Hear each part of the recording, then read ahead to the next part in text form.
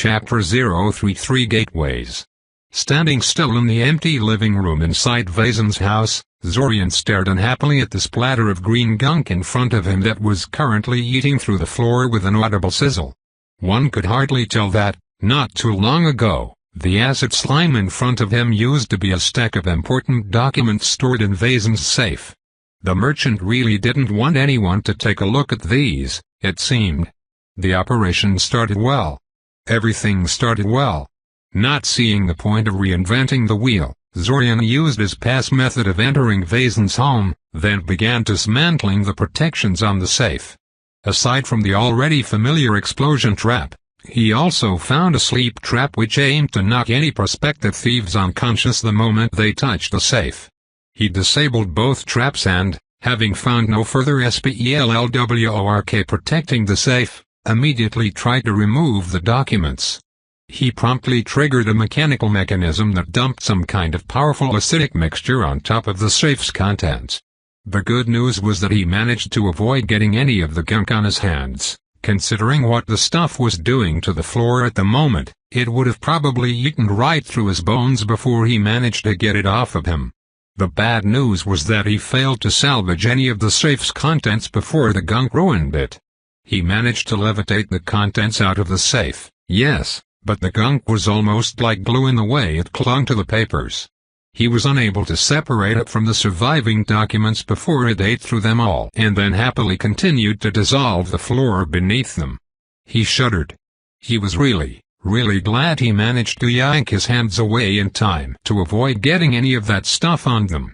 Once again, Zorian was forced to leave Vazen's place empty-handed. He was sorely tempted to rig the entire place to explode in Vazen's face the moment he came back home as revenge, but that would be petty and stupid. A murder of such an influential man would attract a lot of attention, plus Alanik was probably paying very close attention to the man. And he had tried to rob the man after all, so he had no right to be particularly outraged anyway. Still, Zorian was now absolutely certain that Vazen was involved in some very shady things. And he wasn't talking about tax fraud or industrial espionage. There was no way that Vazen would rig his safe to destroy things like business contracts and production blueprints in the event of discovery. The sheer amount of money he lost doing that must have been exorbitant. There had to be something more in there among those papers. Something incredibly illegal and incriminating, to the point where Vazen would rather lose everything than be discovered possessing it. He was definitely coming back in the next restart.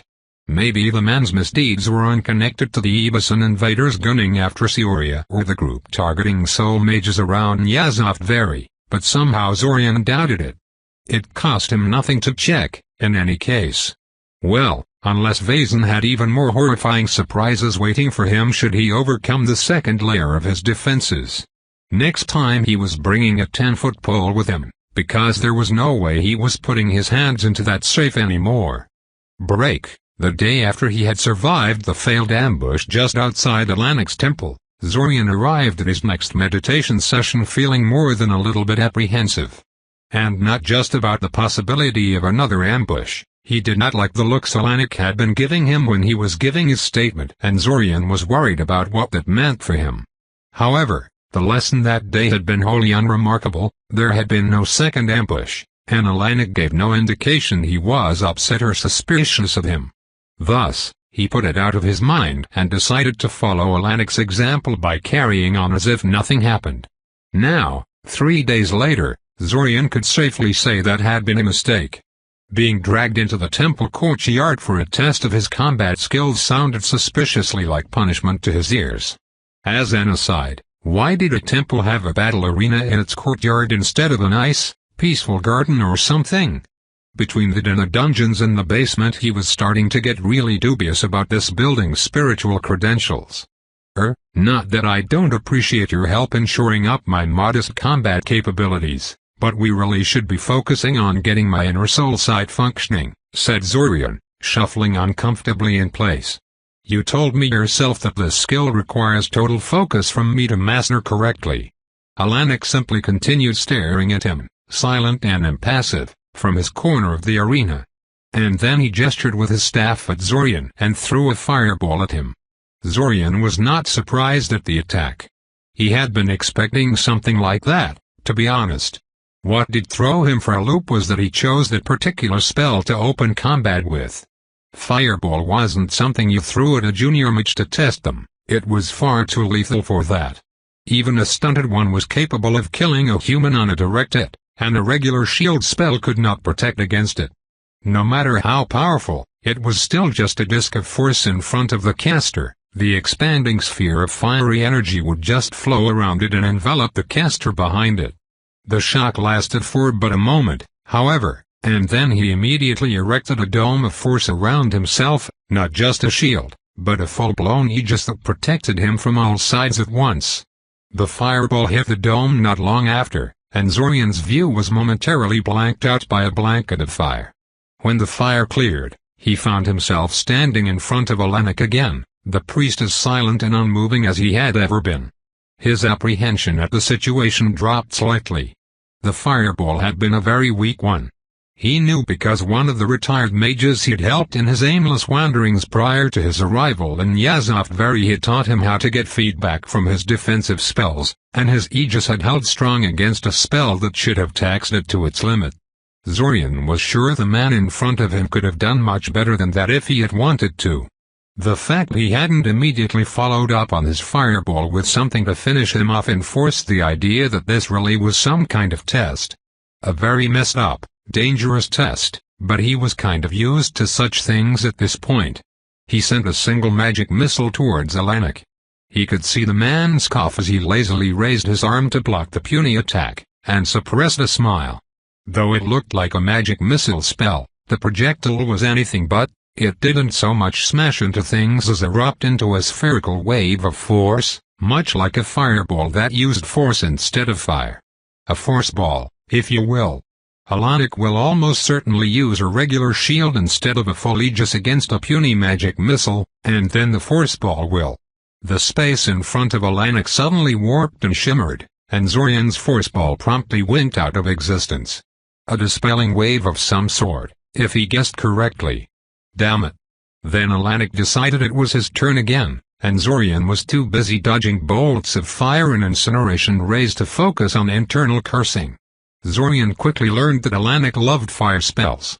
Even after Zorian switched from all-purpose shields to variants specifically designed to tank fire magic at the expense of performance against other damage types, he persisted in using them.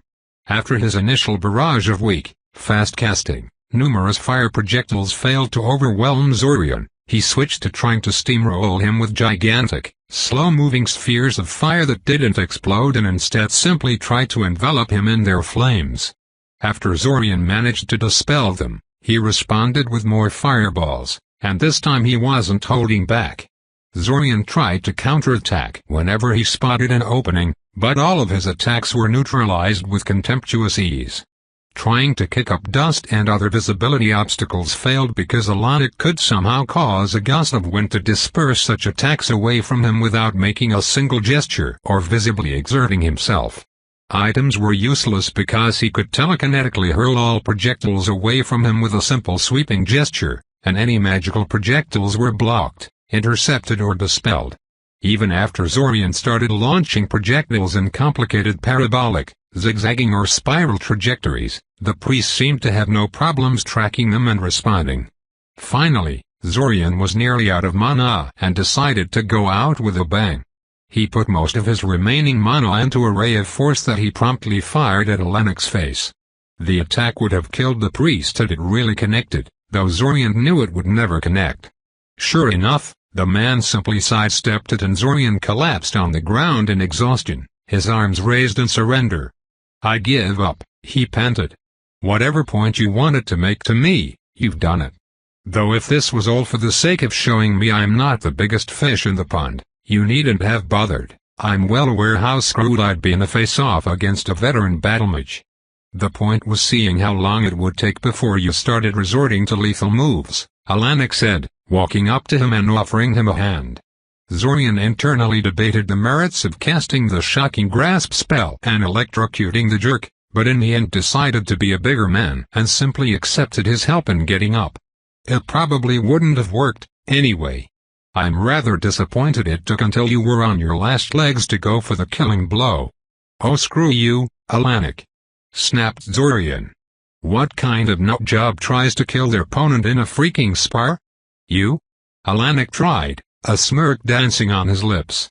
You did try to kill me at the end, didn't you? That's... I knew it had no chance of actually succeeding. Yes, and I'm certain you realized that a minute or two into the test. You should have stopped holding back at that point, or at least followed my lead in what is an acceptable level of force. Actually, let's refocus on that issue instead, Zorian said. What if you had ended up killing me?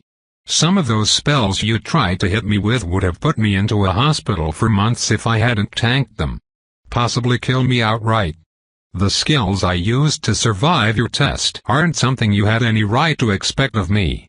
I can control what my fires burn, Alanik said matter-of-factly. Zorian was honestly stumped at that. That kind of thing was possible? I also have a divine artifact that can heal any burns so long as the victim is still alive. Regardless of how things look to you, you were in very little danger. Still, you clearly thought I was being excessively aggressive and you still held back against me. That kind of hesitation will get you killed someday. As it almost did a few days ago. I knew this was about those riflemen I disabled, Zorian mumbled. Yes. Disabled. They tried to kill you, with an ambush, no less, and you went out of the way to simply knock them out. There is being merciful and there is being stupid. Are you sure you're a priest? Grumbled Zorian. A warrior priest, Alanik clarified. Not every religious order is about peace and forgiveness. And even those that are usually make exceptions for self-defense, in practice if not in theory. Fine, fair enough, Zorian conceded. But why do you care? Why is this so upsetting to you? That's a stupid question. I don't want you to die, that's why. Zorian paused, momentarily stumped for a response. What the hell was that supposed to mean? He really wished Alanik wasn't so utterly unreadable to his empathy. Look, I'll be honest with you, I wasn't really being merciful. You're misreading the whole thing. I simply attacked them in the best manner I had available. Please, Alanik scoffed. I know very well how difficult it would be to take down a group that large non-lethally. Do you really expect me to believe that was the method of attack least dangerous for yourself that you had available? Well, yes, Zorian said. I guess it would help to know that I'm a natural mind mage. I sense all minds around me, regardless of physical obstacles or line of sight, and I can launch a crude mental assault on them if I so wish. Using that, I could knock them out outside of their shooting range, before they could pinpoint my position. Actually killing them would have entailed entering their attack range so I could cast something more deadly at them. Which I felt was rather suicidal at the time. Alanik gave him a curious look. An interesting ability. I note that not all of the attackers had been disabled by the time the guild task force had arrived. Did you simply not have time to go through them all or? It's a weak attack, said Zorian. It's not hard to resist. Alanik nodded. Zorian hoped the priest would not question him on the exact mechanics of his ability, as he was not sure he could deceive the man convincingly. Thankfully, it did not seem he would push the issue at the moment. What would you have done if no reinforcements had arrived? Alanik asked. Tried to lure them into a minefield, Zorian shrugged. So yeah. I was fully prepared to blow them up into tiny pieces if they continue to go after me. There's a lot you can accuse me of, but being suicidally merciful isn't one of them. You don't have to worry about me. I'm not so sure about that, Alanik crouched. But it does seem I have misjudged you somewhat. Walk with me. Alanik walked back into the temple proper and Zorian followed him. He soon found himself sitting in a small kitchen that he had never seen before, though that wasn't saying much. He had never really explored the site, fearful of drawing Alanik's ire if he stepped foot in some private sanctum the non-clergy were supposed to never witness. Most temples had at least a couple of those as far as Zorian knew. Misunderstandings aside, the test was quite real, said Alanik once they were seated. I really did want to see what you were capable of combat-wise. And? Asked Zorian curiously. You were better than I thought you'd be, said Alanik. Zorian preened at the praise. Alanik didn't seem like the sort to hand it out lightly. But it's clear to me you're no legend in the making. I estimate that your natural mana reserves are average at best, perhaps even below average, and your spells have the feel of a mage who has practiced a lot rather than those of a talented beginner. Zorian scowled, his earlier pride forgotten. A mage as young as you should not have experience in fighting that extensive, continued Alanik. Oh. I had suspected it for a while now, and now I am certain. You are not some recent graduate going for a round of wandering before settling down. Or a traveling mage who stumbled onto something way over his head. You are someone who actively looks for trouble. Had been looking for trouble for a while now. Zorian said nothing. He was about to claim that it was trouble that looked for him, not the other way around. But when he really thought about it, that wasn't really true at the moment.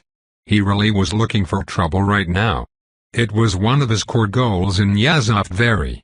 He had a good reason for it, but still. I'm not going to ask you to tell me who you are. People who start fighting as young as you must have started to get as good as you aren't usually the trusting sort. You'd never tell me, and truthfully I have no reason to push you in that regard. No, what I want to know is what your immediate goal is here. I don't believe that you really stumbled upon Lukave's encounter with the boars accidentally, or that the soul marker stamped on your soul is really unconnected to the enemies after our heads. Considering how helpful both me and Lukave have been to you in this past several weeks, I believe we both deserve a little more honesty from you. What is really going on here, Zorian? Regardless of what you may think, my reasons for coming here were exactly as I told them to you, Zorian said. I really did get caught in the aftermath of a soul magic spell. I really did come to Lukave, and by extension you, because I wanted to understand what had happened to me. None of those were fabrications. But, yes? Alanik prompted. I had done some research on the people behind my attack, the original attack that resulted in the marker on my soul, and uncovered some pretty heavy stuff. They are connected to Sioria's leadership somehow, and have links to the local branch of the Cult of Dragon. As far as I can see, they are Ebisan in origin. One of the reasons I had for coming here, aside from seeking out your help, was that I wanted to get out of their territory. And you think our attackers belong to that group? Surmised Alanik. Considering how large and organized the Ebisan group was, I wouldn't be surprised if they had some kind of organization branch here. And the fact both groups make use of undead and soul magic is kind of indicative to my eyes. But I don't actually have any proof, and I'm far from certain. Zorian wasn't comfortable about sharing everything with Alanik. For instance, telling him about the invasion or the primordial summoning plot was out of the question, as Alanik would no doubt insist on notifying the Sioria authorities about those, and that could alert Red Robe about Zorian's whereabouts. He did, however, tell him about a lot of other things. Like the other disappearances in the area. His own investigation into them had pretty much stalled for the moment, so he had little to lose by telling him about them at this point. After several exhausting hours of back and forth, Alanik all but threw him out of the temple, claiming he had to think about things. Zorian was glad for that, as he was thoroughly sick of the entire conversation by that point. Even if there was a good chance Alanik would want to have nothing to do with him by tomorrow. Oh well, even if the man refused to see him after this, there was always the next restart. There wasn't that much time left in this restart anyway. Break. Zorian was in the process of affixing a left arm to the wooden golem he was building when a human mind suddenly appeared in his room. He would like to say that he reacted immediately and decisively, but the truth was that he was momentarily paralyzed by surprise and fear, spent several moments fumbling for a response, and then realized that his mysterious attacker was actually Alanik. He glared at the priest that had just teleported into his room without warning, trying to set him on fire with his eyes. Sadly, that ability wasn't one of the things in his repertoire, and Alanik was completely unfazed at his glare. Note to self, find a spell that lets you set whatever you're looking at on fire. What the hell do you think you're doing, Alanik? Zorian snapped. I could have shot you if I hadn't realized who you were in time. Alanik glanced at the half-disassembled rifle on Zorian's bed and raised an eyebrow at him. "Well, not with that, obviously," Zorian groused. "You didn't turn up for your evening lesson?" Alanik said with disapproval. "I felt it prudent to check up on you." "I kind of thought I should give you some time," Zorian said defensively. "You seemed pretty annoyed yesterday." "I was disturbed, not angry," Alanik said. "I needed some time to think. If I wanted you to skip on your lesson I would have said so." He looked at the half-finished golem and raised his eyebrow at Zorian. "A curious choice of materials for a golem." "It's a prototype," Zorian said. "I don't expect much from my first golem, so I wanted to make it out of something cheap and easy to work with." Alanik shook his head. "It doesn't matter, really. I suppose I can give you a day off from lessons for one day. Tell me, though, is there anything else you forgot to mention to me yesterday?" "Not really, no," said Zorian. "Nothing except things he had purposely kept to himself, anyway. Although I'd like to ask you a question, if I may. As a soul magic expert, do you think it's possible to kill a soul?" "No," Alanik said immediately. "What kind of question is that? Do I need to read you passages from the Book of Ezekiel again?" "No," Zorian protested. "No, that will not be necessary." "Yes, I know that's what the books say, but the necromancer I told you about, the one who killed my informants?" Alanik nodded, indicating he knew what Zorian was talking about. In truth, he didn't know the half of it. For one thing, Zorian had never explained to the priest that those informants had been giant talking spiders. Still, Zorian had told enough of the story for Alanik to follow along. He claimed to have done more than just kill them. He said he killed their very souls to ensure they were never coming back. An empty boast. "He was just trying to demoralize you," Alanik scoffed. "Souls are unkillable. Corruptible certainly, but you can't destroy them." Even if he had effectively unlimited time to figure something out. Zorian pressed. "He did mention he spent decades within a time dilation field while he was ranting at me. Necromancers have been trying to destroy a soul for a millennium without much luck," Alanik said. "Finding a way to crack open the indestructible core of the soul to see what makes them tick and if it can be manipulated and duplicated has been the goal of many a necromancer over the ages. And many of those necromancers spent centuries pursuing their grisly work with little regards to morality or pity for the people they experimented upon. I sincerely doubt this one mage can do what 1,000 years of necromantic tradition has failed at just because he spent a couple of months in a time dilation chamber. Provided he made use of such facilities at all, that is. Personally, I find it much more likely he's making things up." "What if it's more than just months, though?" Zorian pressed. "Years, even decades." "You mean like that old drivel about black rooms that various organizations supposedly have?" asked Alanik. "Those rumors are almost certainly false. They are not impossible in theory, but much harder than they sound in practice. The logistics of time dilation chambers is very complex and requires more than just capability to speed up the passage of time in an area. And that's especially true for things like necromantic experiments, which require a constant stream of victims to serve as experiment subjects. Unless your boasting necromancer has access to something like the Sovereign Gate, his claims are laughable." "Sovereign Gate?" asked Zorian. "Never heard of that story?" Alanik asked. Zorian shook his head in negative. "Well, do you at least know who Shudder Tirana Helkush was?" "How could I not?" Zorian scowled. "My history teacher made us all memorize the first 3 chapters of the 13 cities of Salah by heart. That would be the last king of Ikos, yes? The man who conquered all of the city-states around the Umaniri River and created the Ikosian Empire. What does he have to do with anything?" "The Sovereign Gate is an artifact supposedly dating back from his time," Alanik said. "Like many great rulers, Shudder Tirana has a great many fanciful stories and grandiose claims associated with him, and this particular one claims he either made or found a doorway into another world. Having found he did not age at all while on the other side, he spent '11 lifetimes there, learning their secrets and honing his skills.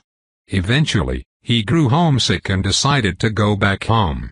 Once he was back in his own world, however, he found the doors forever barred to him. He stored the sovereign gate in his royal vault, there to wait for a worthy successor who would repeat his feat and usher the empire into a new age with the wisdom gained from the other side. Or, well, resurrect it. Since it is thoroughly dead at this point. An interesting story, Zorian said. But probably just that, a story, said Alanik. It would have probably remained half-forgotten in some decaying tome as one of the many obscure tales surrounding the first emperor, but Eldamar's royal family is very fond of it, since they claim to have the sovereign gate in their possession. Oh. Yes, though in all honesty I'm not the best person to ask about that topic. Personally, I think the whole thing is fabricated drivel which Eldamar royals thought up to give themselves some additional legitimacy. They never mentioned the gate or any of the other Ecosian artifacts they apparently had until they had their ambitions and reputation dashed in the Splinter Wars. They probably just swiped one of the Bakura gates from somewhere and are trying to pass it off as a genuine Ecosian artifact with fanciful stories. You should probably find an actual historian for a proper discussion on the subject.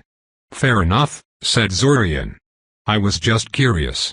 What are Bakura gates, though? Also something you should ask a historian about, said Alanik. To put it simply, they are some kind of ancient teleportation network that predates Ecosian civilization by a fair margin. No one knows much about the Bakura, since they only left their gate network and a handful of other artifacts behind, but their reach was vast. The gates can be found all over Mycena, Altasia and even Blantyre. Sadly, the art of actually activating the gates has been lost to the sands of time. Or maybe their magic simply broke down a long time ago and they no longer work.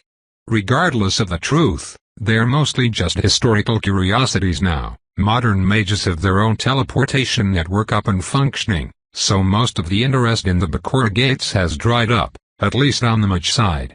After reminding Zorian not to skip the lesson tomorrow as well, Alanik decided to leave in the same manner he arrived, by teleporting out. Zorian shook his head to clear out of fanciful tales of ancient artifacts and continued working on his golem prototype. He would go ask Vanni about the Sovereign Gate and the Bakura Gate network tomorrow, though he didn't expect that to go anywhere. While the story about the first emperor of Ecosia could be sort of interpreted as an account of the time loop, it made no sense that an artifact that was supposedly stored in the capital would cause an effect centered around Zack and Sioria. Oh well, it hurt him nothing to ask. It was only half an hour later that Zorian realized that Alanik had teleported inside his room despite the fact he had warded it against teleportation. Frowning, Zorian wrote down a reminder for himself to tear down his current ward scheme in the coming days and put up something stronger. And a second reminder to ask Alanik how the hell he had done that.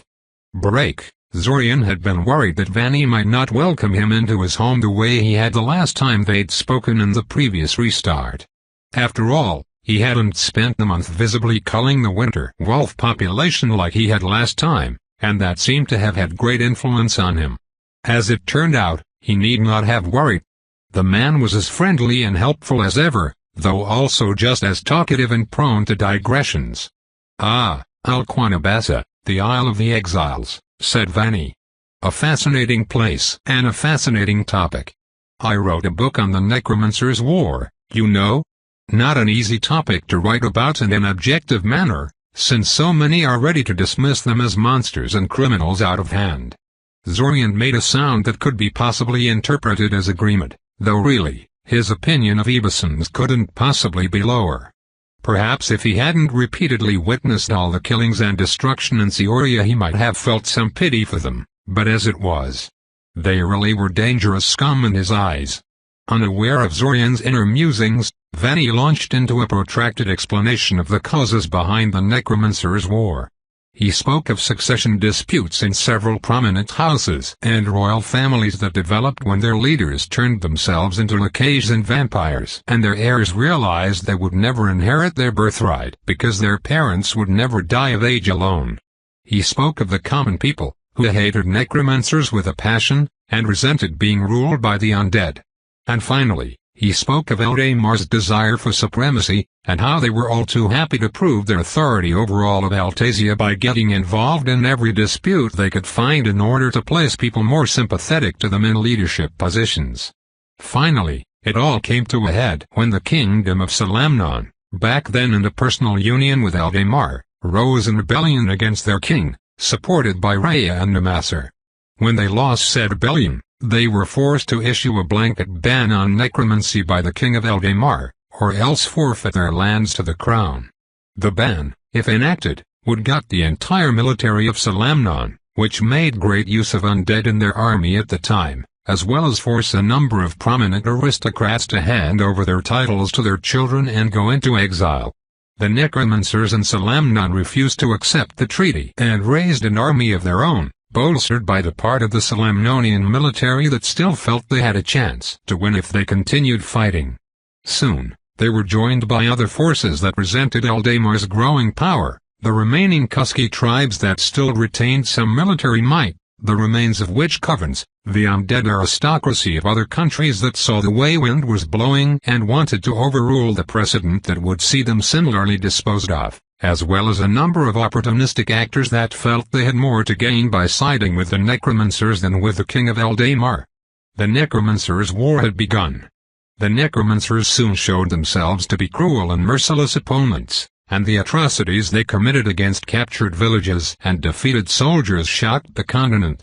Any sympathies or support they had from neutral parties that wanted to see Eldamar humbled quickly evaporated. Instead of serving as a rallying force against Eldamar domination, they handed the growing kingdom exactly the sort of war they needed to cement their authority and legitimacy. When Eldamar's general Fertoriklo defeated the necromancers' army led by Kutachichel, thereby destroying them as a coherent force, the continent sighed in relief.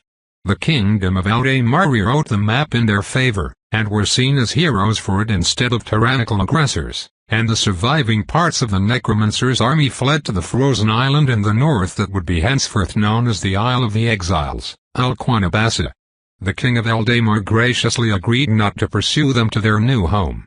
No doubt that was because of his great mercy, rather than unwillingness to send soldiers to some worthless ice-swept land in order to pursue a broken enemy.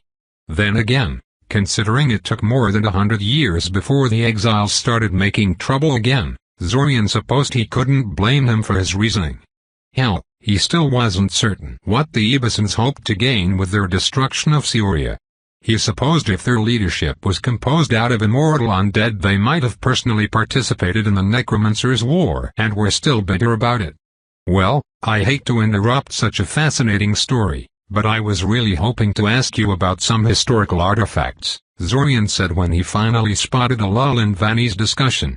Oh, Vanny said, perking up. Yes, I'd like to know if you have some sources about the Bakura Gates and the Sovereign Gate. The Sovereign Gate is nothing, Vanny said dismissively. The royals won't even let anyone see it, much less examine it. I have doubts whether it exists at all. The Bakura Gates, though. Vanny promptly started digging through his stacks of books, and continued to do so for another 15 minutes or so. Finally, he found what he was looking for in some forgotten corner. He leafed through the book until he found the correct page and then shoved it into Zorian's hands while pointing at the illustration stamped on it. The Bakura Gates did not look anything like Zorian had imagined. When Alanik had described them to Zorian, he figured they were something like stone arches or rings or something like that. Instead, they looked like hollow icosahedrons assembled out of some kind of black bars. Not very gate-like in Zorian's opinion. It's hard to study the gates, since no one has witnessed one in actual operation for quite some time, but from the writings found inscribed into their pedestals and preserved written records, we know they function similarly to a teleport platform, Vanny said, waving his finger over the illustration for some reason. Only they open a dimensional hole that connects one gate to another instead of teleporting people standing inside. It is probably not a good idea to stand inside a gate while it activates. Zorian gave the man an incredulous look. Well, I mean, it could have some kind of safety feature to abort the activation procedure if someone is standing inside, Vanny defended himself.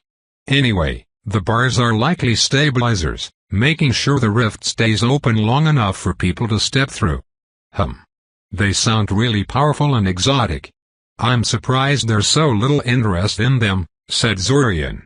Most people think they were not nearly as efficient as modern teleport platforms are, and they are bound to be exorbitantly expensive and difficult to make.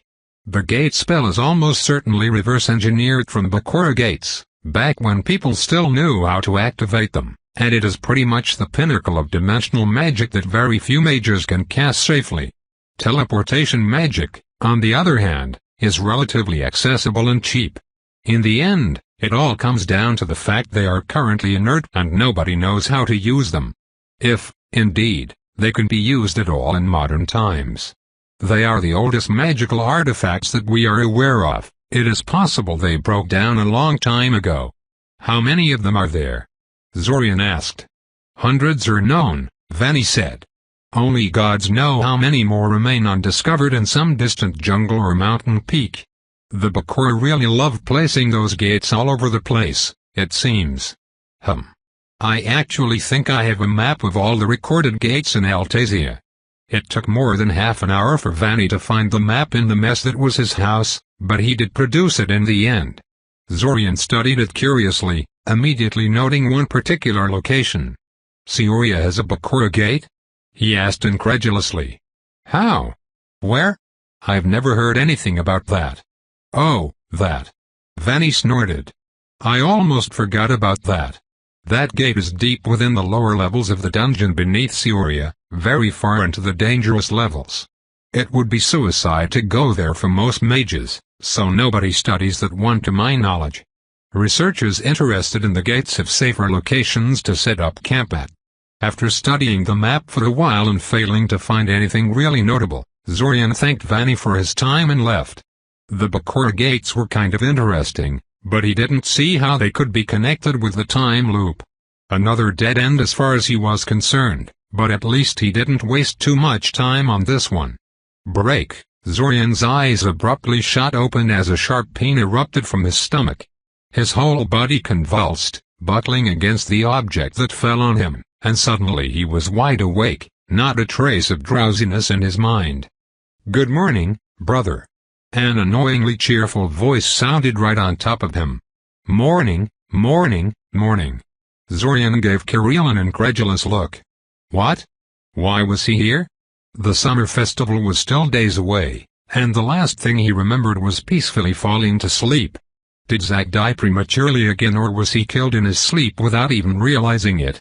He was broken out of his thoughts when Kirill kicked him, apparently unhappy that he was ignoring her. He expertly stabbed his finger into her flank, causing her to lose her grip on him with a squeal of indignation, and then took advantage of her moment of weakness to throw her off and rise to his feet. I need to cast a spell, he said, looking at her. Please give me some time alone. Can't I watch? She asked. Zorian raised his eyebrow at her. Do you think you can keep quiet for 10 minutes? She placed her palm over her mouth, mimicking the sign of silence. Right. Go lock the door then so Mother won't be disturbing us, he ordered. I need utmost concentration for this. Also, Mother would go berserk if she found him pouring salt and quartz dust on the floor, so it was best if she were kept out until he was done. Thankfully, he had both materials available in sufficient quantities, so he would be able to perform the marker tracking spell without delay. 10 minutes later, Zorian was once again given a sense of where all the marked individuals were in relation to himself. Two of them again, one representing him, and the other one in the direction of Sioria. Less than a minute later, the other marker abruptly shifted positions to the southeast of where it had originally been, and then shifted south again not long afterwards. Teleportation. The owner of the marker seemed to be in quite a hurry to get away from Sioria. There was no third marker. The other marker was almost certainly Zack. Zorian felt his classmate definitely began restarts in Sioria, and it made sense for him to have the marker since Zorian had to have got it from somewhere. That left Red Robe, then. Either he did not start the time loop in the vicinity of Surin, managed to teleport outside Zorian's detection radius in the 15 minutes or so it took him to set up the tracking ritual, or he flat out didn't have a marker. He would repeat the detection ritual every couple of days and see if the third marker ever popped up. "That spell is lame," Kirill complained, poking him in the flank and disrupting his concentration. Apparently this was as far as her patience went. "There is nothing to see at all." "Here, have a swarm of butterflies," sighed Zorian, conjuring a tiny swarm of glittery, colorful butterflies. It was actually a pretty hard spell to pull off. Despite the totally useless effect, it took a lot of skill and practice to make that many animated, solid illusions and make them halfway convincing. Still, the spell's ability to distract and fascinate Kirill was every bit as great as he had hoped it would be. It took her a full minute to realize he had slipped out of the room. Worth every minute he had spent on learning it. "Break. All right," mumbled Zorian to himself, taking a deep breath to steady himself. "I have temporarily shut down the house's warding scheme, neutralized both the explosion trap and the sleep one, blocked the acid mechanism and destroyed the alarm beacon disguised as the document seal. This is it. Third time's the charm." And with that, Zorian commanded the small wooden golem in front of him to go fetch the papers for him. No way was he going near that safe personally. The wood golem, version 2, slowly stepped forward. Its movements were awkward and jerky, but it did not stumble or sway drunkenly, which was a vast improvement over the wood golem version 1. It would be useless in battle, but this task was something he felt his creation might actually pull off. If not, he had a collapsible 10-foot pole in reserve. Amazingly, the whole thing went off without a hitch. The golem reached into the safe and pulled out a stack of documents without some hoary trap mangling it in the process, and then walked up to him and presented him with his prize. It was only when he tried to take the documents from the golem's hands that disaster struck. He foolishly assumed that the golem would automatically let go of the paper stack when Zorian tried to yank them out of his hands, but of course the wooden doll had no such instincts.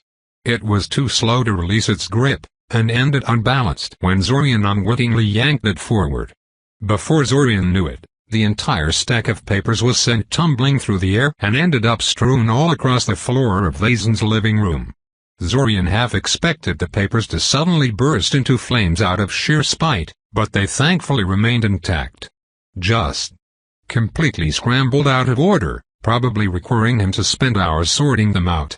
"Ah, screw it," Zorian said, quickly scooping up papers into an unruly pile and stuffing it into his bag. "I'll just take the whole thing with me and sort it later." He picked up his clots of a golem and teleported out of the house. Minor annoyances aside, the mission was a success and he could finally find out what was so important about these documents. Chapter 034 Unreasonable Things. He didn't bring the papers to his room, of course.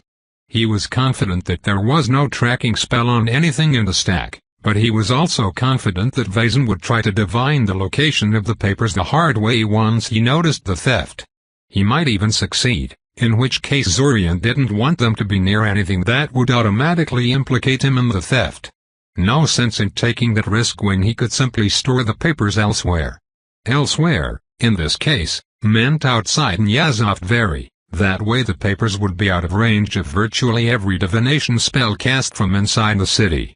Thus, after teleporting around randomly a couple of times to confuse any theoretical trackers, Zorian's last jump took him deep into the forested wilderness to the north of the city, to a location that had a small, convenient cave nearby. He had found the place in an earlier restart, while he had been tracking down ingredients for Silver Lake, and he had felt even then that it would be a nice place to set up camp at. It just needed some touch-ups here and there to make it suitable for his purposes. He conjured a glowing lantern to light his way in the gloom of the cave and got to work.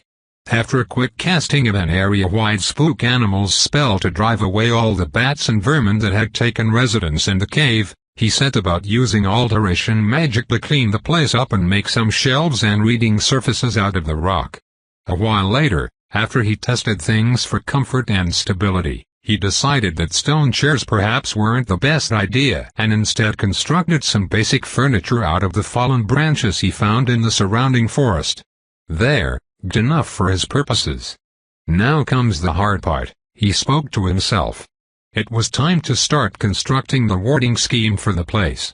3 hours later, Zorian had layered every single divination ward that he felt could be useful and a few that he didn't, and had rechecked the whole thing twice to make sure everything was stable and worked correctly. Truthfully, he wasn't satisfied. He had an insufficient collection of different anti-divination spells to set up a proper, iron-tight warding scheme, and too little experience to properly judge what was crucial and what was not. In addition, if it took him this long to set up even this mediocre thing, how long would something more complex take? He really needed to get better at warding. He shook his head to clear his thoughts. He needed to get better at a lot of things, but he had to prioritize. Defense against soul magic, then combat skills, then Iranian mind arts. Those three things were urgent and couldn't be put off. Everything else was secondary for now, even the mystery surrounding Vazen and the documents.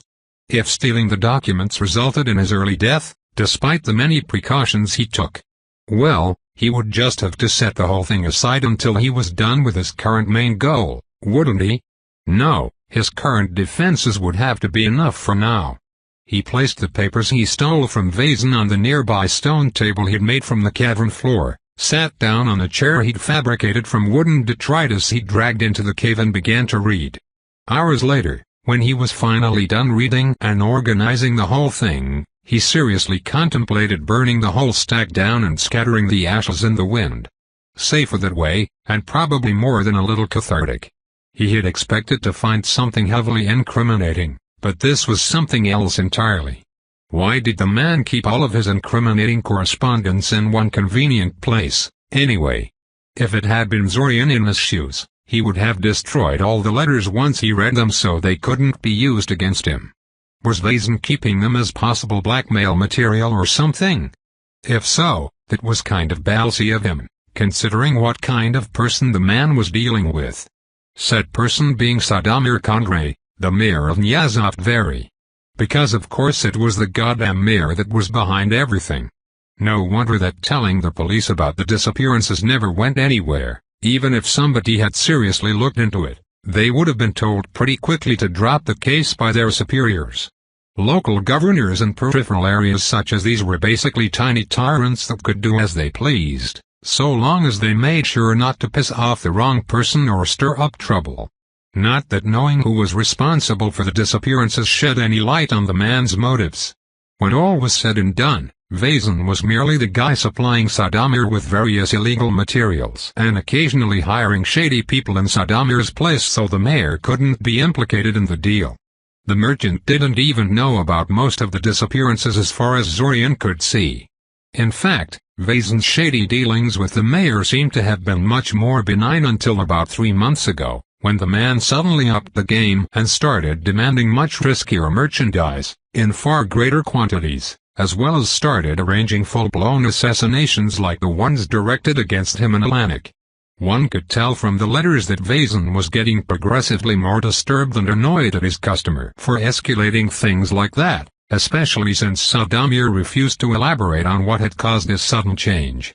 The deal that Vazen made with the company in Seoria, the one that Guri was so interested in, was basically a bribe that Sadamir had arranged for Vazen to calm him down and keep him cooperative. The blueprints and recipes contained in the documents looked kind of interesting, but there was nothing there that Zorian found really notable or sinister. The names of the 3 businesses that provided the documentation were something he recognized, however, they were run by people that the Arania had identified as members of the Cult of the Dragon. So, the mayor of Nyazov-Veri had some kind of connection to the Cult of the World Dragon. Significant enough that he could arrange for them to hand over extremely valuable documentation to one of his agents for a mere pittance. Well, the idea that this whole thing was connected to Ibisan invaders just got a lot more credible with this, though it was not Vazen that had links to them like he originally suspected. Still, the question of why he was after the soul mages around Nyazov-Veri remained. Why bother? What did the Ibisans get by doing that? Some of these people could only loosely be described as soul mages to begin with, and most of them weren't a serious threat to the Ibisan force. Or anyone really. He sighed. Like always, every answer he found seemed to bring up 2 more questions in its wake. He placed the papers on a nearby shelf carved into the walls of the cave, opting not to destroy them just yet, and then went back to his room to get some sleep. Break. After he had gotten some sleep and had a chance to think about things, he decided to put off the investigation of Sadamir's activities for some other time.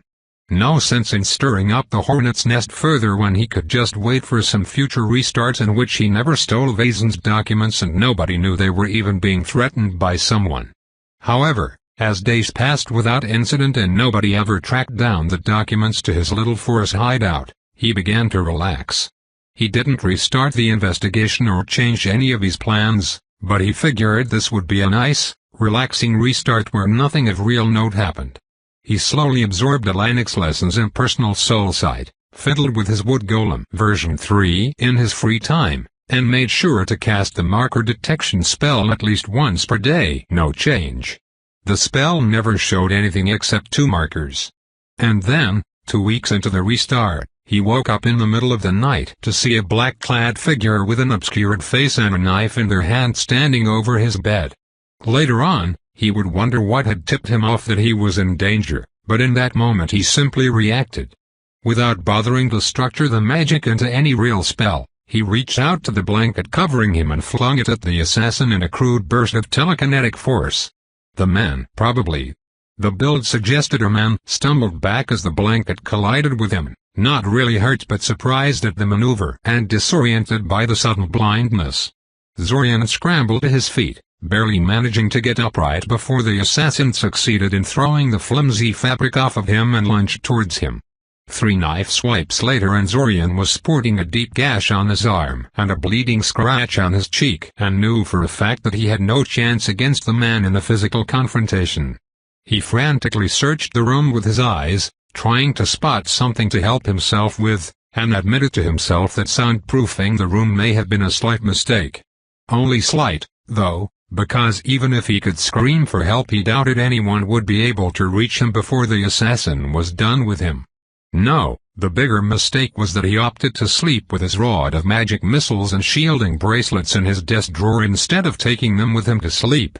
It was official, after this battle, regardless of outcome, he was going to cast magic missile non-stop whenever he had free time and mana to make it fully reflexive. He couldn't afford to be this defenseless when deprived of his tools. "If I die I will blow us both up," Zorian yelled, and meant it. The suicide necklace, at least, was always with him. Maybe he should put something other than explosives there for situations like this. The man hesitated for a second at the proclamation, but then moved to attack again. That second was enough, though. Suddenly given a moment to concentrate, Zorian blasted the man's mind with telepathic noise. The assassin flinched, aborting his attack, but he didn't go down. Not yet, anyway. When Zorian took advantage of his momentary dizziness to smash a nearby paperweight into his face, though, he went down in a spray of blood and didn't get up again. A minute later, after he had calmed down a little and confirmed that the assassin, while still alive, wasn't going to get up anytime soon, he decided he couldn't go to the police with this. They were effectively the mayor's underlings, and Sadamir was likely the one who ordered the man bleeding on the floor of his room to kill him. Or had someone else arranged it for him, more likely, considering his behavior from Vazen's letters. The fact that the assassin apparently had a key to his room, which was how he had bypassed Zorian's intruder alarm, didn't help his paranoia any. Regardless, he only really knew one person he could go to with this. Already wincing at the lecture he was going to get, Zorian picked up the assassin's unconscious body and teleported to Alanic's temple. Break. Like Zorian hoped, Alanic readily accepted his explanation that the bleeding man he was carrying was an assassin sent to kill him and agreed to take him off his hands. He even gave Zorian a fast-acting healing potion to deal with the cuts and gashes the man inflicted upon him in their brief life and death struggle, and those weren't exactly cheap. Unfortunately, he also decided that Zorian was now going to move permanently into the temple with him.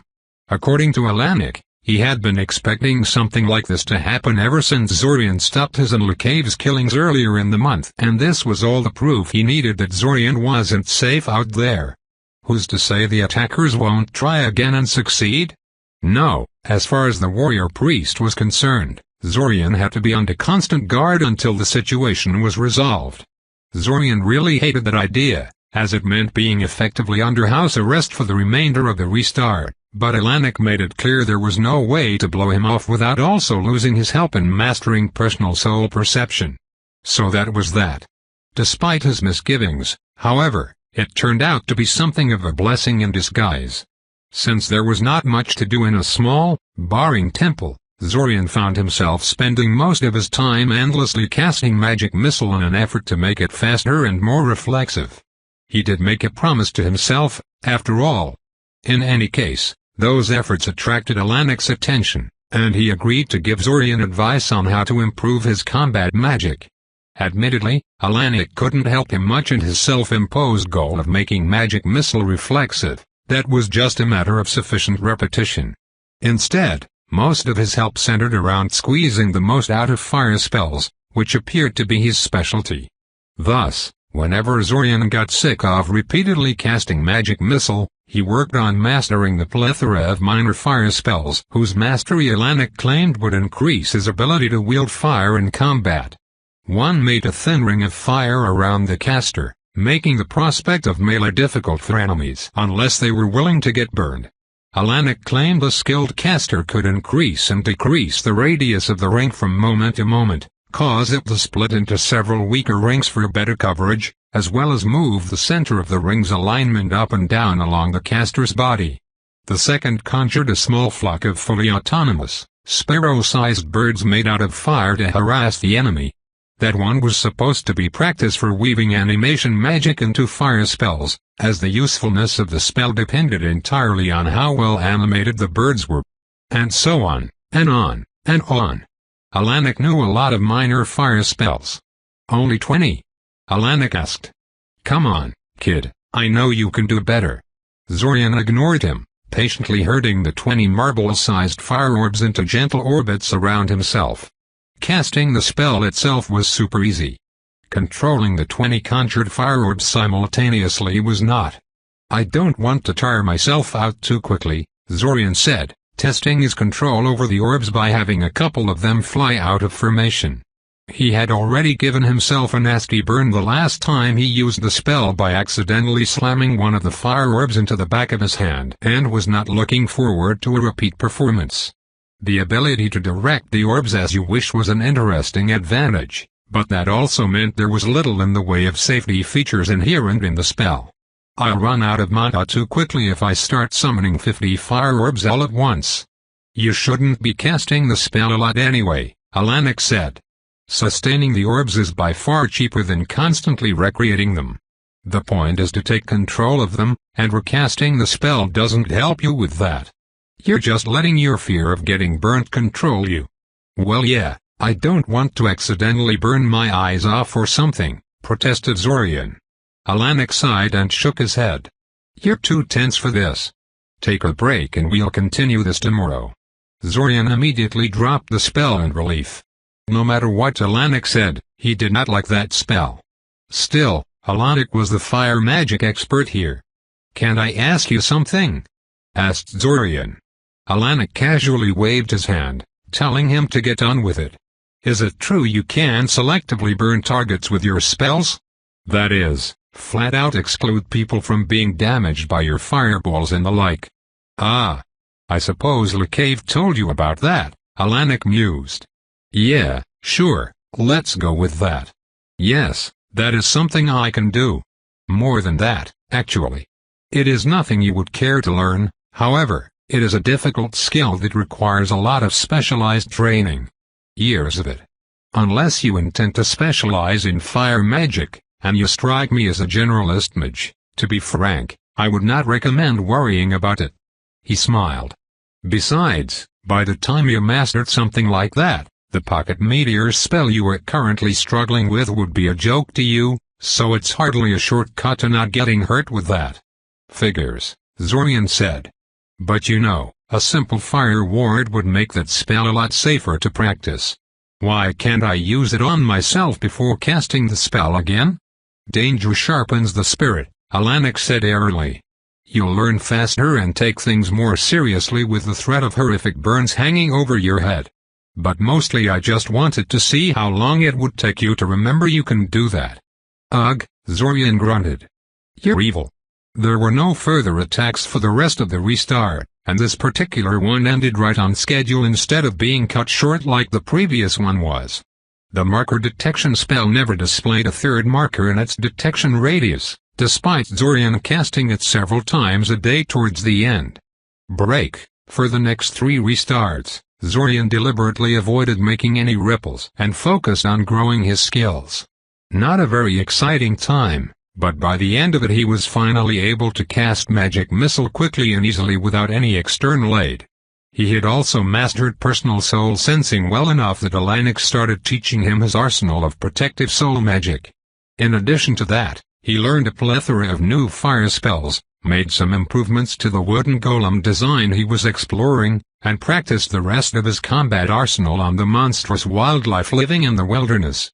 Unfortunately, Alanik had been becoming ever more suspicious of Zorian as his skills rose with each restart. No doubt the fact that he recognized quite a few of those skills as his own had a big hand in it, and had almost refused to teach Zorian at all in the latest restart. Zorian had eventually managed to talk the man into helping him by promising to tell him everything after the summer festival, but he suspected that pretty soon even that was not going to fly. By his estimation, he had at most 2 more restarts before Alanik refused to teach him anything without a damn good explanation, which he would be unable to provide. But that was fine. By the time that happened, Zorian would no longer be defenseless in the face of hostile soul magic, so the first of his goals would be achieved. He never really expected Alanik to teach him everything, anyway. In the next restart, Zorian decided to lift his self-imposed ban of snooping around Sadamir and his activities. As cautiously as possible, he tried to find out more about the man. Sadamir being a well-known and public person, it wasn't hard to get people to talk about him. But most of the information he got was either useless or highly suspect. The most interesting piece of information he found was that the man was often absent from Yazovtvari on various official errands, and that those errands had become especially frequent in the last few months.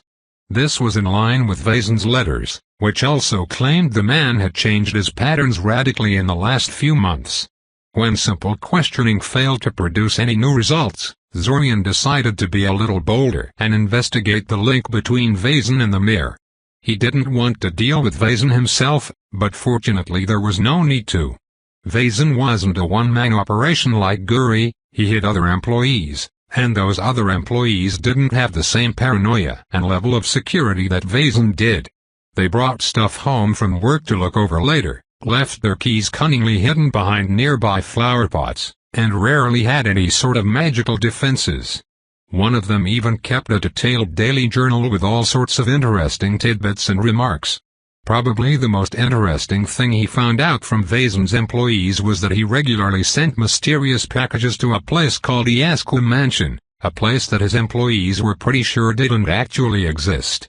The place the packages were delivered to didn't exist on the maps, save as a random section of the uninhabited forest far to the north of the city. Further into the wilderness than Zorian ever got, in any case. After consulting some maps, Zorian realized that he had no idea how long it would take him to reach the spot in question. Weeks? Months? Damn, those two really picked an out-of-the-way spot for their exchanges, didn't they? This was going to be such a chore. He went to Luque for help. The transformation specialist was noted to be an outdoorsman type, so he should have some advice on reaching out-of-the-way places like that one. Maybe there was some kind of enhancement potion that could help? No, I don't think enhancement potions would be of much help in this, Luque told him while staring at the map Zorian provided. They don't last long enough, and it would take you at least 2 weeks to reach the place on foot. Tricky.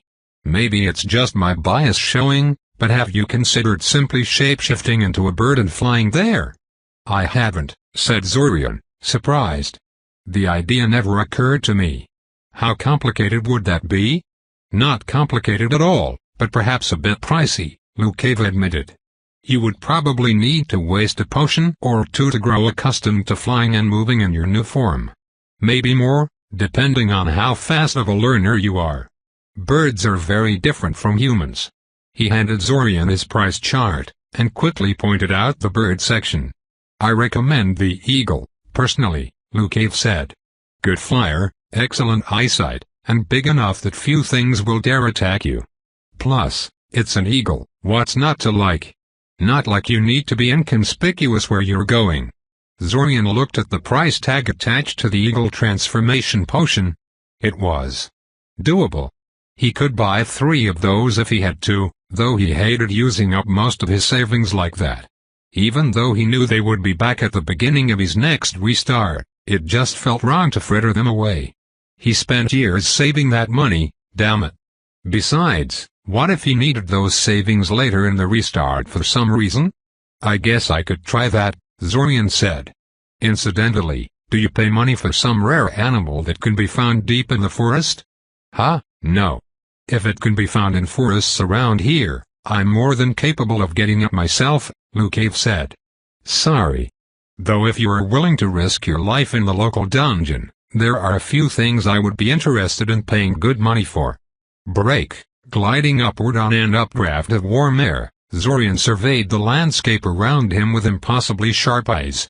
The experience was impossible to describe. Everything was full of color and detail, like a veil he didn't know he labored under had been lifted off his eyes.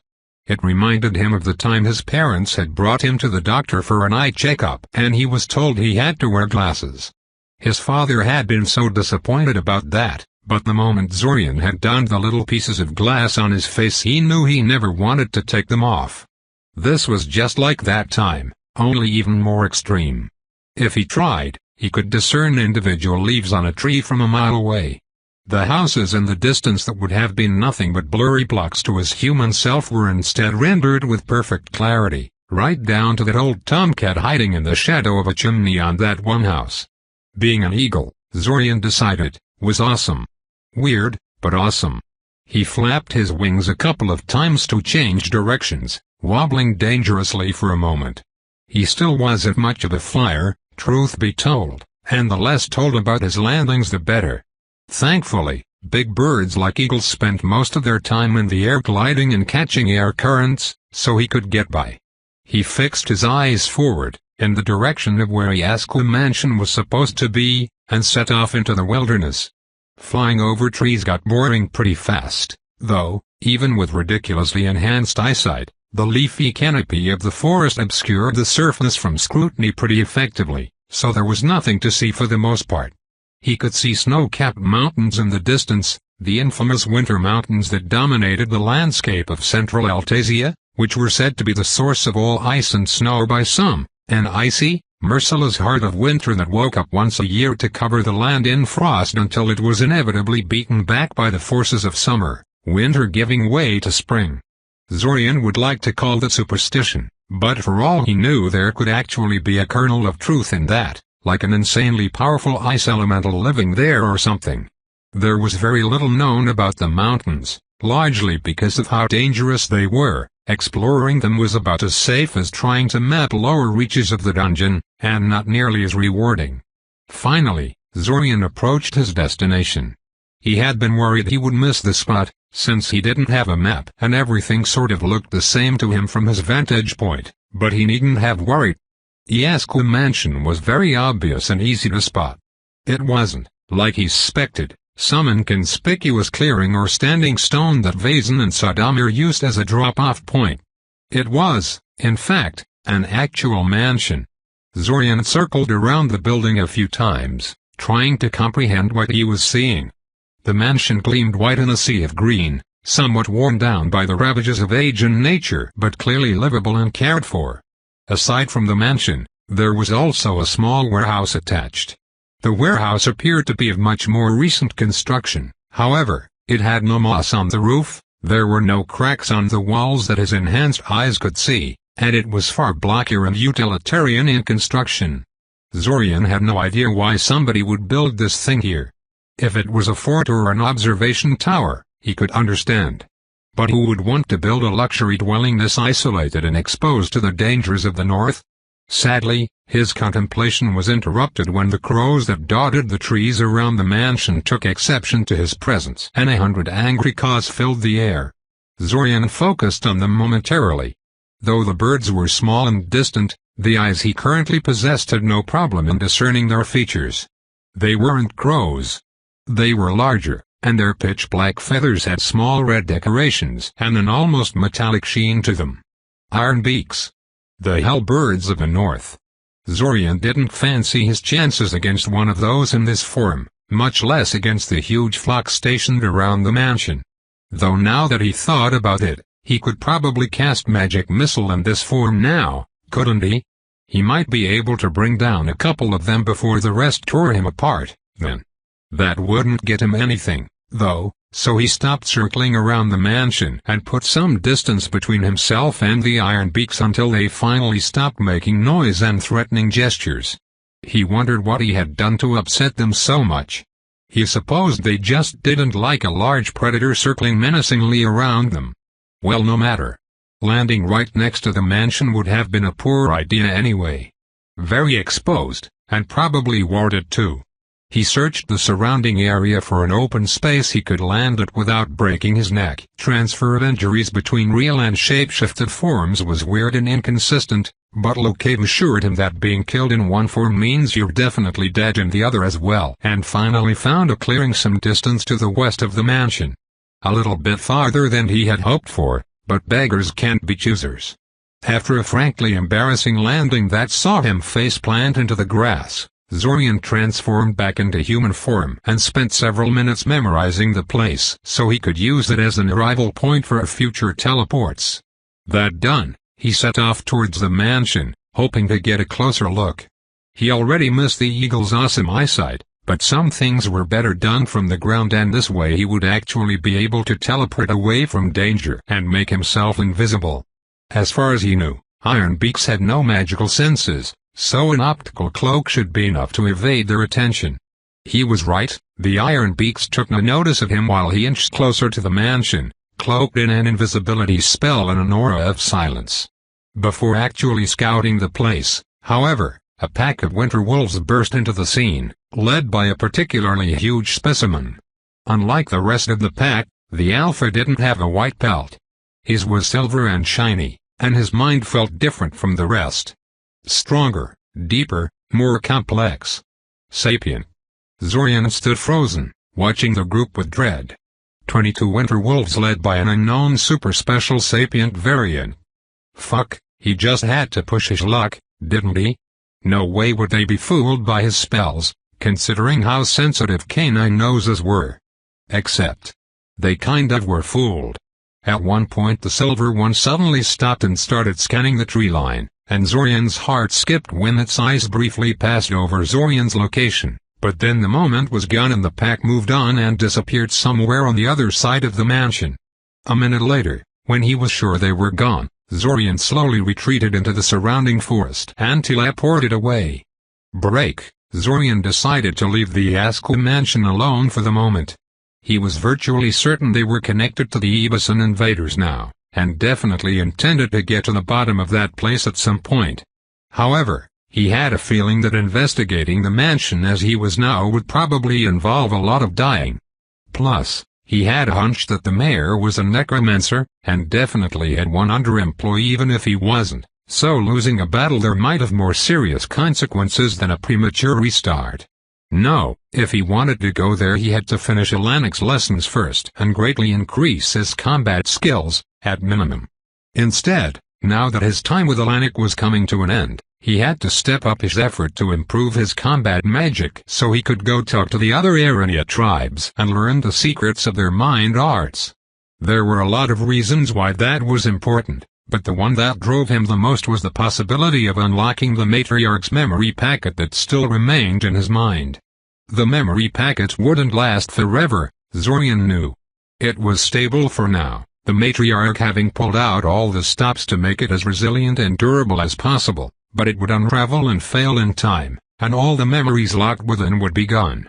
If Zorian wanted to fill in the blanks left in the matriarch's last message and understand what made her reach the decisions she did, he had to gain access to that knowledge. He had no delusions it was going to be easy. For one thing, the other Iranian tribes were in no way guaranteed to be friendly, and even if they were, There was no reason for them to actually teach a random human their secrets. And even if he could secure their cooperation, the memories of something as alien as the Arania were bound to be a chore to interpret. And even if he could master that, he still only had one shot at unraveling the memory packet without ruining the content or triggering whatever defenses the matriarch installed to prevent him from doing just that. But that was a matter for the future. Right now he didn't feel very confident walking into a possibly unfriendly Iranian hive. Since he didn't feel like testing his mind magic against the masters of the craft, his current plan for dealing with hostile or treacherous Arania basically boiled down to quick casting Mind Shield and burning everything in sight via more conventional magic. Better combat skills were a must for that plan to work, though. As it happened, he hit something that should advance his combat skills, as well as make up for the money he lost to Cave when he bought those 2 eagle transformation potions. Dungeon delving. He had basically ignored the dungeon entrance at Nyazoft very due to being sidetracked by the disappearance of local soul mages and Linux lessons, but there was no reason to continue to do so anymore. Most of the wildlife around Nyazoft very had ceased to be a challenge at this point, anyway. Thus, 2 days after his hasty retreat from the Yasku mansion, Zorian walked over to the official entrance to the dungeons beneath Nyazoft very and requested a permit to descend into its depths. It didn't cost any money, thankfully, and it was really nothing more than a formality to make sure you understood what you were getting into. Just remember, this part of the dungeon has never been pacified properly, the man behind the counter told him, handing him a permit card that he had to show to the guards to be let through. It means there are greater riches to be found down there, but also that things are much more dangerous. People disappear down there all the time. Nobody is going to look for you unless you join one of the local Delver guilds, which I personally recommend to young mages such as you. Zorian gave the man a non-committal hum and left, descending below on a long spiral staircase until he reached a small natural cavern that housed a small town. The inhabitants of the city above called it Delver Village, though officially it was just an extension of Nyazoft very. Not many people actually lived here. The buildings consisted mostly of guild houses and businesses catering to dungeon delvers. He had no intention of joining any of the guilds. Last time he checked, they didn't let new members like him out in the field for at least several months after they joined, which made them pretty much useless to someone in his situation. He did understand the logic of it. You didn't want your new, inexperienced members to get horribly murdered out in the tunnels, and very few mages were particularly capable at his age. But that didn't make them any less useless to him. He also didn't have any money to buy anything from the shops, so he didn't remain in the settlement for long. The people there were jerks anyway, asking for money just to answer basic questions or demanding that he join their guild before they would divulge any secrets. Thank the gods he could just read the answers out of their mind anyway. Break. Zorian stared at the patch of glowing mushrooms at the corner of a largish cave he encountered in his wanderings through the cave system under Nyazoft very. It appeared to be a normal patch of giant glowing mushrooms, little different from the ones he encountered elsewhere around here, but he knew better.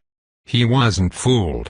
His mind sense clearly told him there was an animal mind behind that mushroom. No, wait, the mushroom itself had a mind? An illusion? Or some weird intelligent mushroom? Deciding that it didn't matter, Zorian leveled the combat staff he'd made for himself and fired an incineration ray at the mushroom. If he had learned anything in the 2 weeks he had spent down here, it was that absolutely everything wanted to kill and eat him, and not necessarily in that order. The rock mites, for instance, wanted to paralyze you and lay their eggs into your still-living body so their larvae could eat you alive from the inside out. Anyway, the point was that striking first was common sense with these things, and he had no intention of getting closer to the mushroom impersonator. Sure enough, the moment it was hit by the ray of fire, the mushroom immediately unraveled into a large tentacled form of the tunnel octopus. Figures. The ability of those things to mimic both the color and texture of their surroundings was as impressive as it was annoying to deal with. This one was out of luck, though.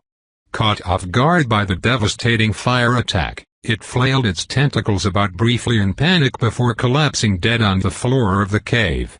Zorian threw a rock at it to make sure it was not faking it, and then relaxed. He would have probably died to one of those by now if he didn't have his mind sense. It was, without a doubt, his main advantage compared to the other dungeon delvers. Thanks to it, he was able to evade the javelin worm ambush sites, tunnel octopuses and other hidden dangers to reach the richer, less exploited lower areas like this one. No wonder Tivan had been so excited about having someone with that ability in her team, back when she had first found out about it. He instructed the floating spheres of light around him to scatter around the cavern and slowly inspected the walls for any sign of crystal and strange minerals. In general, crystallized mana seemed to be a much better money-maker than hunting creatures for parts, at least if you could access virgin areas like this one. Crystallized mana also had the benefit of being, well, static.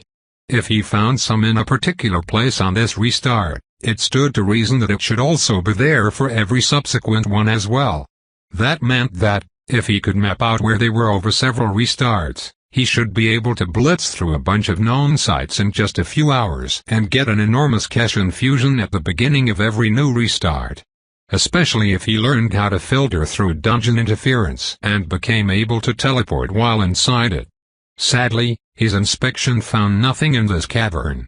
Looking at the chart tunnel octopus corpse, Zorian considered the possibility of just harvesting its brain and beak, the most valuable parts of it by far, and returning to the surface. He had already found 2 large lumps of crystallized mana and several small ones, so this trip was already a smashing success, and continuing further would mean going deeper into the dungeon, with all the danger that implied. He continued on, not like he was ever really in danger thus far, so even if the danger jumped up a notch he should be. Zorian rounded a corner and came face to face, so to speak, with some kind of floating pink ooze covered with ice. It glowed, threads of light dancing throughout its smoky, translucent bulk, and its form writhed and shifted chaotically, ripples and pseudopodge growing and retracting from moment to moment. For a moment it appeared to have not noticed him, its countless eyes, each its own color and shade, blinking and swiveling in their sockets with no rhyme or reason. But that moment passed quickly and its many eyes turned towards him, some of them extending on pseudopodge so the creature could focus them on Zorian properly. Zorian's eyes abruptly shot open as a sharp pain erupted from his stomach. His whole body convulsed, buckling against the object that fell on him, and suddenly he was wide awake, not a trace of drowsiness in his mind. "Good morning, brother." An annoyingly cheerful voice sounded right on top of him. "Morning, morning, morning." Zorian looked at his grinning little sister incredulously. "What?" But he was just. "Oh come on." Zorian groaned, burying his face in his hands. "That's it. It just looked at me and I died. What kind of absurd ability is that?" Kirill said. "Forget I said anything," Zorian said, giving Kirill a brief hug before rising to his feet. Kirill refused to let go, clinging to him like a barnacle, so he just carried her around as he walked to his bookshelf and retrieved his Compendium of Dungeon Denizens, Volume 4, and began leafing through it. "I was just having a dream, that's all." "What kind of dream?" Kirill asked curiously. "I was going to be rich, and then I got killed by an beast," Zorian said, as he looked at the description in the book. Even the name was stupid. "Ugh." "Oh," Kirill said. "A nice dream that ends in a nightmare. I hate those." "Me too, Kirill." "Me too," Zorian said, snapping the book shut and placing it back on the shelf. The description in the book told him nothing useful about the damn thing. Beware its deadly eyes indeed. He thought about casting the marker detection spell again, but what would be the point? It never detected more than 2 markers in existence. Or less for that matter. At this point it was obvious that this was all it was ever going to show. Whatever way Red Robe used to get into the time loop obviously wasn't identical to the one used by Zack and Zorian. As for Zack, his movements indicated that he always opened the time loop by hiding out of Syria. The direction was not consistent, though, and he seemed to wander randomly around Eldamar during each time loop. He wondered what that was about. Clearly the boy was avoiding Syria, just like Zorian was, But beyond that he could not figure out what Zack's goal was. Zorian had tried placing the locations Zack visited on a map and found no pattern he could see in it. Whatever. Zack will be Zack. He had his own, more pressing problems to worry about at the moment. Right. Carrie, could you perhaps let go of me now?